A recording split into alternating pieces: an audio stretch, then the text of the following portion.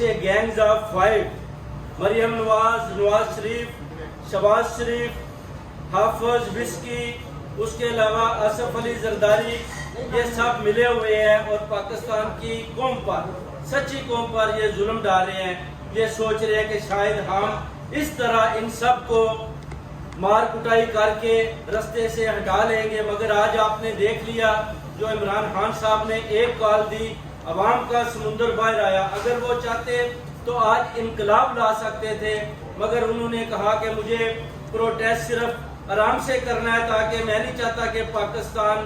کسی ایسی صورتحال میں پھنسے جس کی وجہ سے